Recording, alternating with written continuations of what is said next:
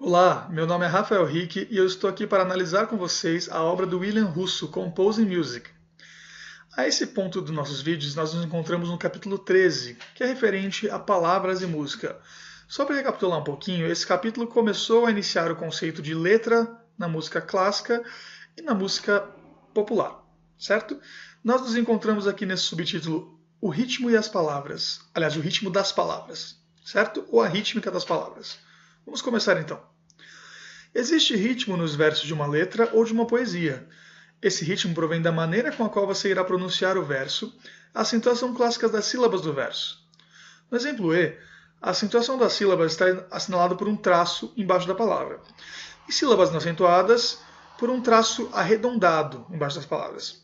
Pronuncie essas palavras em voz alta e veja se essas acentuações estão condizentes. Então, vamos fazer aqui o exemplo E, né? Depois podemos pular pelo exercício 1, que diz o seguinte: coloque os sinais de sílaba acentuada e não acentuada abaixo de cada sílaba nos dois versos a seguir, como no exemplo E. Então a gente convencionou nesse livro que os versos que têm sílabas acentuadas serão marcados por um traço e os não acentuados por um traço mais curvo, certo? Aí vamos para o subtítulo Duração. Diz o seguinte: uma das melhores maneiras de expressar o tipo de um verso é através da duração. Notas longas são assinaladas as sílabas acentuadas e curtas as não acentuadas.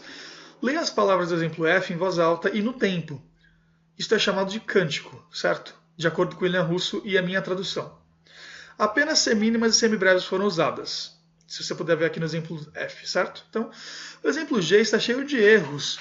Vai contra as acentuações clássicas das palavras e contra o significado dos versos. Cante-o para entender do que estou falando. Então você deve cantar o exemplo G. E depois conseguimos chegar no exercício 2, que diz o seguinte: encontre o ritmo dos versos a seguir pronunciando em voz alta diversas vezes. 2. Marque cada sílaba com um traço de sílaba acentuada ou um de sílaba não acentuada. 3. Transforme as palavras em cântico, usando mínimas para sílabas acentuadas e semínimas para sílabas não acentuadas.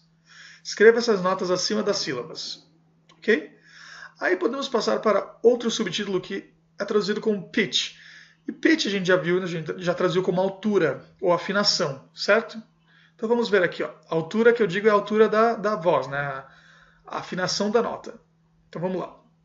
Em adição à duração, outro aspecto importante das palavras é a altura ou afinação. A escolha das notas para uma determinada sílaba. Usando uma célula de duas notas, William Russo, construí o seguinte verso com semínimas apenas. Perceba que as sílabas acentuadas têm as notas mais agudas e as não acentuadas as mais graves. Lembre-se de cantar todos os exemplos deste capítulo. Então, aqui no exemplo H, ele mostra. Exercício 3, vejamos ele. Construa o conjunto de palavras com Lá e Dó, usando apenas semínimas. Dê às sílabas acentuadas as notas mais agudas e às não acentuadas as mais graves. Não use barras de compasso. Aí, uma pequena introdução sobre o exemplo I. O exemplo I usa duas alturas e duas durações. As sílabas acentuadas estão com as notas mais altas e de longa duração. Então você pode ver o exemplo I logo abaixo. E depois disso, uma pequena introdução sobre o exemplo J. O exemplo I não está completamente correto. É verdade que as sílabas OU, fun, run e way são acentuadas, mas OU é bem menos, ou a sílaba OU é bem menos importante que as outras três. Com duas alturas e duas durações, distinções entre sílabas acentuadas importantes e menos importantes podem ser feitas. Vide exemplo J. Aí vamos para o exercício 4. Arranje as palavras com notas Lá e Dó. Número 2. Use apenas mínimas e semínimas, sem barra de compasso. Número 3. Aloque todas as sílabas acentuadas a tons mais agudos, mas dê às mínimas apenas as palavras mais importantes. Aí, abaixo disso, existe um parágrafozinho que vamos ler agora. Usando uma célula de 3 notas e semínimas é uma outra maneira de encontrar o acento clássico do verso, enquanto, ao mesmo tempo, mostra a diferenciação entre as palavras mais e menos importantes, como mostra o exemplo K. Entre parênteses ele diz: tenha em mente que grupos idênticos de palavras podem ter significados diferentes de acordo com o contexto, e é seu trabalho encontrar o significado mais apropriado. Ok?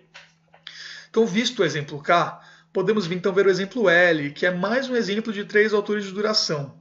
Como a gente pode ver aqui, não funciona muito bem. Aí podemos passar para o exercício 5, que diz o seguinte. Arranje as palavras como no exemplo K. O exemplo M usa 3 alturas de 2 durações, o que permite ainda mais variações na relação entre as palavras e a música. Perceba que a sílaba OU, uma sílaba acentuada relativamente não importante, tem a nota mais grave das 3, mas uma duração mais longa. Perceba que what, uma palavra não importante, está com uma nota do meio e uma semínima, ao invés da nota mais grave. Veja aqui no exemplo M. Depois de analisar do exemplo M, podemos partir para o exercício 6, que diz o seguinte: arranje as palavras como no exemplo M, certo? Então, esse vídeo a gente começou a introduzir uns conceitos mais concretos de letra e música, e no próximo vídeo vamos iniciar aqui no meio da página 149, falando sobre a barra de compasso, certo? Então, muito obrigado e vejo vocês no próximo vídeo. Tchau, tchau!